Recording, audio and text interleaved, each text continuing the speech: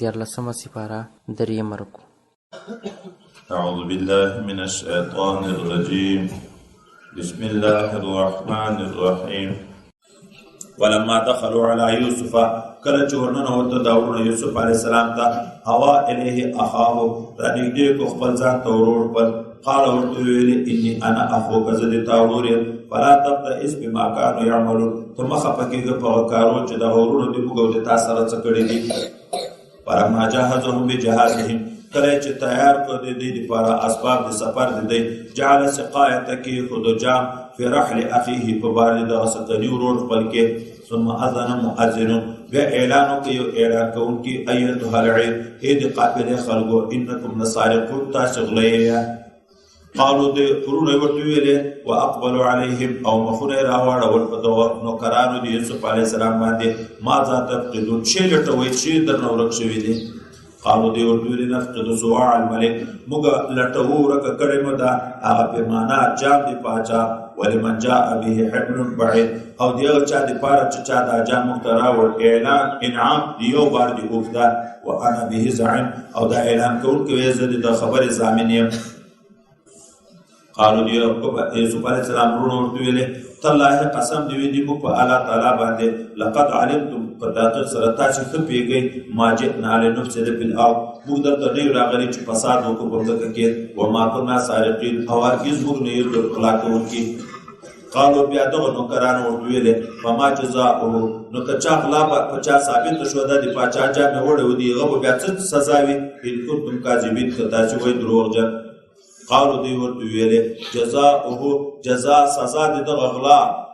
من وجد في رحله هغه څوک وی چې د چا په بار کې دا جام پیدا شو فهو جزاؤه هغه جزاء د هغه د تاسو بیا غلامي د تاسو سره وي کذالک نجزي الظالمین موږ غلو ته دغه سزا ورکو.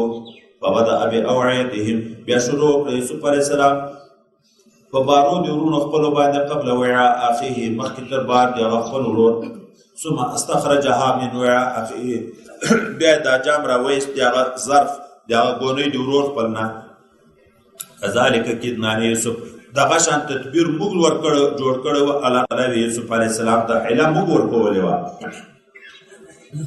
ما کان نو د یاخذ اخاه په دین الملک چې د دې ویني چې ورور خپل په دین د پاچا کې الا ان یشاء الله مگر هغه وخت چې الله اراده وي نرفع درجات من نشاء موږ ورته کوو درجه دي هغه چا چې ورته حکم شي نور وفوق كل ذي علم عليم برسيره په هر خاوند علم باندې عالم شته. قالوا داورونو ویلې ای اسرق کته غلا وکړه د بنیامین فقط سرق اخ له من قبل فتحقیق سرق غلا کړي وا هغه سکنی ورور دې چې په خوا دې دنو فاثرها يوسف في نفسه دا خبره پټه وساتله یوسف علی السلام په زړه کې ولم يبديها لهم دې ته نه کړکارا او په زړه کې ویل قال انتم شر مکان تاسو شر په اعتبار د مکان سره والله اعلم بما تصفون الا علم د په خبره چې تاسو بیانوي د یوسف علی السلام په باب. بیا داورونو ویل قال یا ایها العزیز ای عزیزه ان له ابا شيخا كبيرا اذا پلار تسبیګر دی ضعیف فخذ احدنا مكانه موږ یو د په ځای ویني س ان نراك من المحسنين موږ وینو تعالی جملې دي احسان کوونکې.